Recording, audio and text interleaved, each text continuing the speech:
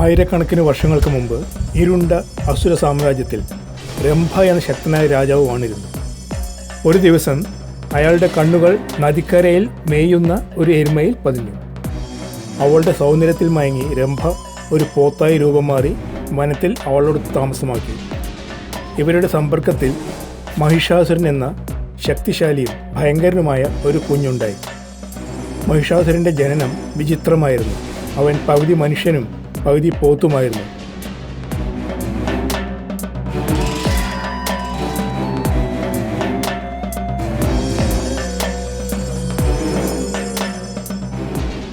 മഹിഷ എന്നാൽ എരുമ, അസുരർ എന്നാൽ രാക്ഷസൻ എന്നർത്ഥം.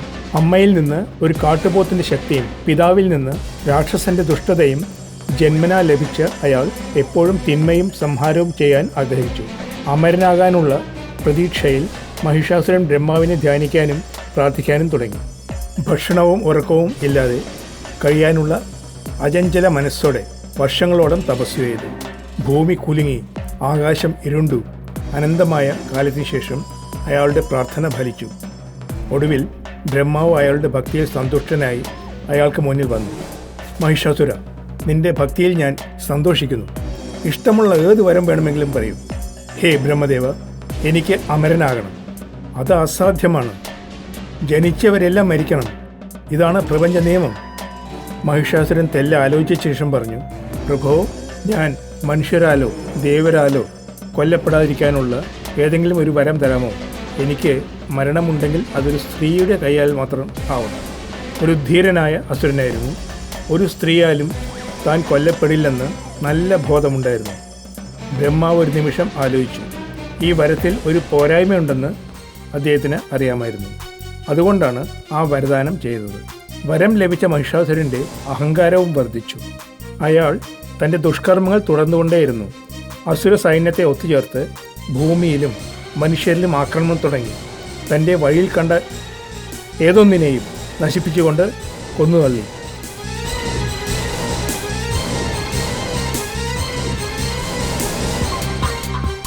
ഭൂമി കീഴടക്കിയ ശേഷം സ്വർഗത്തിൽ ദേവന്മാരുമായി പോരാടാനായി അയാൾ തീരുമാനിച്ചു. തൻ്റെ വിശാല സൈന്യവുമായി ഇന്ദ്രലോകത്തിന് തലസ്ഥാനമായ അമരാവതിയെ ആക്രമിച്ചു. ദേവന്മാർ തങ്ങളുടെ കഴിവിൻ്റെ പരമാവധി ശ്രമിച്ച് മഹിഷാസുരനെ നേരിടാൻ ശ്രമിച്ചു. പക്ഷേ യാതൊരു ഫലവും ഉണ്ടായില്ല. മഹിഷാസുരൻ അജയനായിരുന്നു. ഒരു മനുഷ്യനോ ദേവനോ അയാളെ വധിക്കാൻ സാധിക്കില്ലായിരുന്നു. അസുരന്മാർ അമരാവതി കീഴടക്കി ദേവന്മാരെ സ്വർഗത്തിൽ നിന്നും പുറത്തുമാക്കി.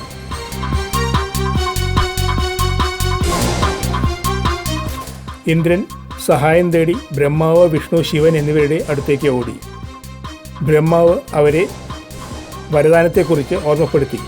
മനുഷ്യർക്കോ ദേവന്മാർക്കോ അയാളെ കൊല്ലാനാകില്ല. പക്ഷേ ഒരു സ്ത്രീക്ക് പറ്റും അയാളെ കൊല്ലാൻ.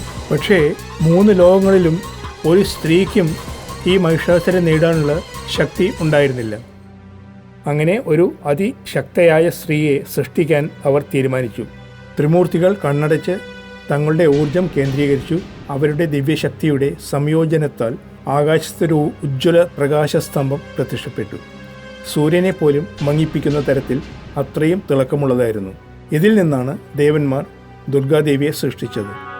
മഹിഷാസുരൻ എന്ന അസുരനെ പരാജയപ്പെടുത്താൻ ദേവന്മാർ അവരെ ശക്തമായ ആയുധങ്ങൾ കൊണ്ട് സജ്ജമാക്കി. ഭഗവാൻ വിഷ്ണു അദ്ദേഹത്തിൻ്റെ സുദർശന ചക്രം സമ്മാനിച്ചു. ശിവൻ അദ്ദേഹത്തിന് ശക്തമായ ത്രിശൂലം നൽകി. ബ്രഹ്മാവ് തൻ്റെ കമണ്ഡലു നൽകി. യുദ്ധത്തിലേക്ക് സവാരി ചെയ്യാനായി ഒരു ക്രൂര സിംഹവും നൽകപ്പെട്ടു. ദൈവങ്ങളുടെ ഈ ദിവ്യദാനങ്ങളാലും അനുഗ്രഹങ്ങളാലും സജ്ജയായ ദേവി മഹിഷാസുരനെ നശിപ്പിക്കാനായി പുറപ്പെട്ടു. അവർ അമരാവതിക്കടുത്ത് എത്തിയപ്പോൾ അവരുടെ ഭയങ്കര ഗർജനം കേട്ട ആകാശം സ്തബ്ധമായി. ഭൂമി വിറച്ചു. സമുദ്രം ഉയർന്ന തിരമാലകളാൽ നിറഞ്ഞു. അവരുടെ സാന്നിധ്യം ഒന്നുകൊണ്ടുതന്നെ ഈ പ്രപഞ്ചം ഭയന്നു വിറച്ചു. മഹിഷാസുരന് ദേവിയുടെ ആഗമന വാർത്ത കേട്ടപ്പോൾ ചിരിയാണ് വന്നത്. ഒരു സാധാരണ സ്ത്രീ എന്നെ വെല്ലുവിളിക്കാൻ വന്നിരിക്കുന്നു. എൻ്റെ സമയത്തിന് അനുയോജ്യയായ സ്ത്രീ. ഞാൻ അവരെ നേരിടാൻ സൈന്യത്തെ അയക്കാം. അവർ ആ സ്ത്രീയെ തരിപ്പണമാക്കിക്കൊള്ളും, ബാക്കി എല്ലാവരെയും ചെയ്തതുപോലെ. മഹിഷാസുരൻ ദേവിയെ നേരിടാനായി തൻ്റെ വിശാല സൈന്യത്തിന് ആജ്ഞ നൽകി. അസുരന്മാർ തിരമാലകളെ പോലെ ദേവിയെ ആക്രമിച്ചു. പക്ഷേ ഒന്നിനു പുറമെ ഒന്നായി എല്ലാ അസുരരും ദേവിയുടെ മുമ്പിൽ മരിച്ചു വീണു. ദേവിയുടെ ദിവ്യശക്തിയാൽ രാക്ഷസർ അനായാസം പരാജയപ്പെട്ടു. ഒടുവിൽ മഹിഷാസുരൻ തന്നെ ദേവിയെ നേരിടാനായി പുറപ്പെട്ടു. ദേവിയെ ഭ്രമിപ്പിക്കാനായി തൻ്റെ എല്ലാ മാന്ത്രിക ശക്തികളും ഉപയോഗിച്ച് വ്യത്യസ്ത മൃഗങ്ങളുടെ രൂപം കൊണ്ടു. ആദ്യമായി ക്രൂരനായ സിംഹരൂപത്തിൽ ദേവിയെ ആക്രമിച്ചു. ദേവി തൻ്റെ ദിവ്യവാളാൽ വെട്ടിമുറിവേൽപ്പിച്ചു. മഹിഷാസുരൻ തോൽവി സമ്മതിക്കാതെ അതികായനായ ഒരു ആനയായി അവരുടെ നേരെ അലറുകയും പാഞ്ഞടുക്കുകയും ചെയ്തു. വീണ്ടും ദേവി തൻ്റെ ദിവ്യായുധങ്ങളാൽ തിരിച്ചടിച്ചു. അയാൾക്ക് ഗുരുതരമായി പരിക്കേറ്റു. ദുർഗാദേവിയുടെയും മഹിഷാസുരൻ്റെയും യുദ്ധം 9 ദിവസം തുടർന്നു.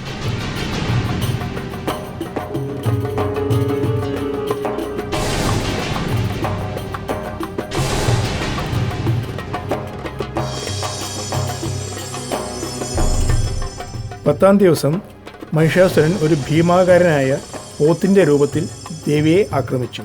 പക്ഷേ ദുർഗാദേവി തയ്യാറായിരുന്നു.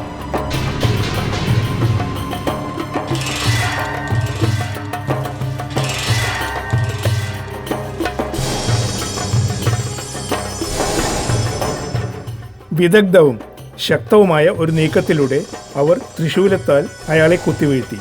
അതോടെ ആ അസുരൻ്റെ ആക്രമണം അവസാനിച്ചു. മഹിഷാസുരൻ പരാജയപ്പെട്ടു. ദേവന്മാർ സ്വർഗത്തിലെ വസതികളിൽ നിന്ന് ആർത്തട്ടഹസിച്ച് ആനന്ദ നൃത്തം ചെയ്തു. അന്നു മുതൽ നവരാത്രിയിൽ ദുർഗാദേവിയെ ആരാധിക്കുന്നു. പ്രത്യേകിച്ച് 9-ാം നാൾ മഹിഷാസുര മർദ്ദിനി രൂപത്തിൽ ആരാധിക്കുന്നു.